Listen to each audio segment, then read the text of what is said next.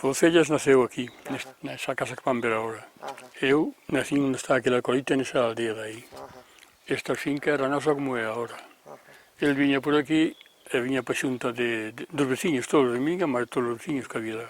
Por un día xunto dun, outro día xunto do outro, non conviña que non lle conviña que o viran.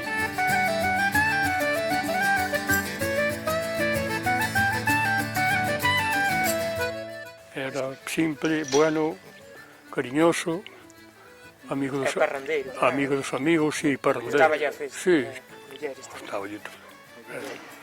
Era como a calquera dos mellores homens que haxa. Meteuse neso.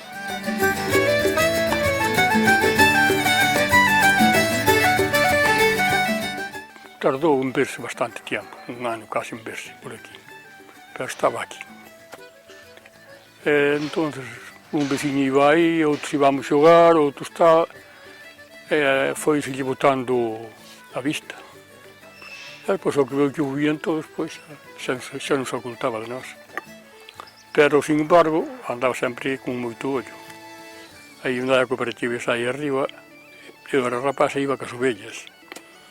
E a muller del viñame dicir, hai manoliñas foras ali á casa de Lesta, e dixeras a Foncellas que se escapara que polo tarde van cachar a casa. Entón, eu collía desde aí, dixille meu papá, díxome a muller de Foncellas, se lle vou dicir ali aos de Lesta que polo tarde que viñan cachar a casa.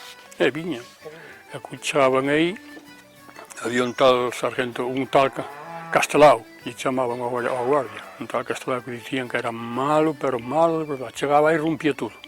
Primeiro mandaba aviso. Despois chegaban aí e rompían todo. Collían cos pés, pisaban todo, camas, colchós, todo, rompían todo. E cando viñan, rompían todo. E realmente escapábase e viña para aquí, para este alto. E miraba como eles traballaban ali.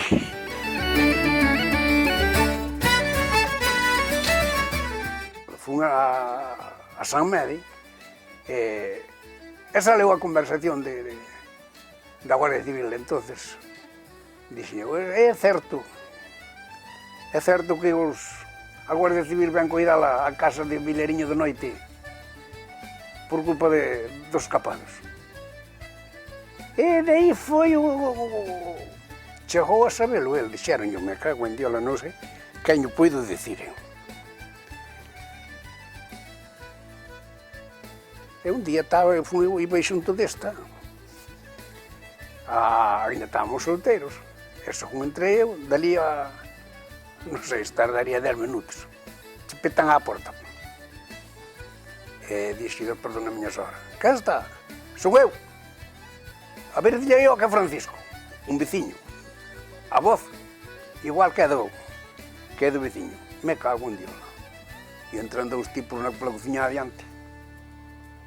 Me cago en diola. Desconocidos. Usted non sabe quen somos nosotros? Non nos conocen? No. E logo, usted de onde é? De Tres Anquelos? O mismo. Dixe el, o mismo. Usted falou de nós. Foi falar de nós a Cesuras. Dixe, non. Cesuras non. É con eso para arriba baixo, pues.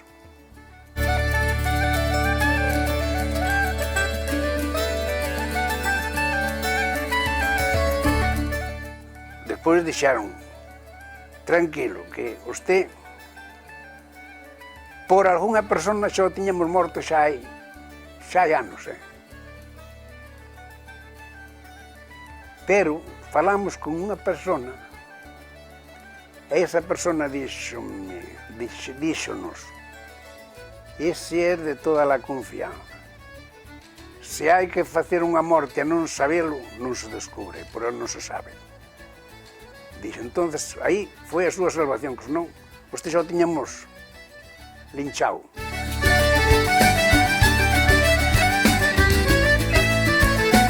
Bueno, aí foi onde tiña a cueva, que ele iba hacia o río para lavarse, para ir a unha boda. Unha boda? Sí. E foi... Logo moi preocupado non estaba, non? Non, o que pasa é que ele iba a pasalo ben, porque a boda foi nunha casa, como antes facía na casa dela, De día, despois de noite, iba para a casa do novio. E foi a cando algunha cita houve, seguro, e foi a cando a Guardia Civil prepararouse para collelo. Empezaba o anoiteceriño, ainda era vendía. Empezan a baixar homens por aí abaixo, con jabardinas. Joder. E logo esa xente de onde ven. Bueno, vamos comer, vamos. Eles marcharon para a casa a comer a nós, para dentro. Me cago un día, pero despois, estando aí na cociña, xa, ainda non nos xuntáramos, ainda non viñeran eles para arriba.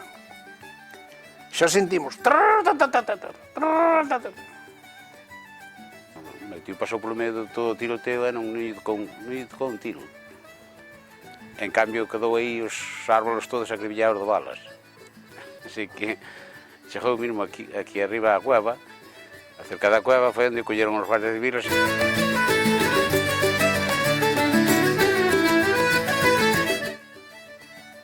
Dali a un pouco se chegan aquí uns guardias.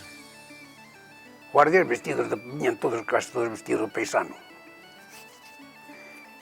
Veña, para axudar a levar os feridos a carretera. Ainda non había carretera por aí para lá, había que ir polo camiño,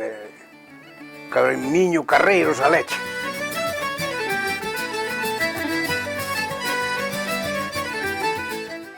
Viñémonos, e a cando viñamos? Oí polo camiño abaixo, había un rejo que cruzaba un rejo de auga, o camiño. Ali naquel rejo de auga, nosotros viñamos para baixo e eles iban para arriba. Toda a cuadrilla, un rejo como daqui ao contenedor ou máis. De homes, e levaban aquí chamamos unha cancela de cerrar unha finca. Tiña 4 ou 5 tablas, pero tablas así anchas, era así alta. Larga, pois sería como daqui á lavadora. E iba chea de homes polos lados, levaban no ombro a cancela, e a foucella sentado encima.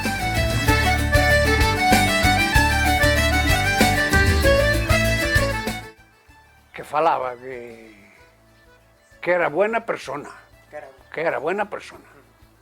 pero non sei como foi, co asunto da guerra ou da leche, foi a cando se botou ao bravo.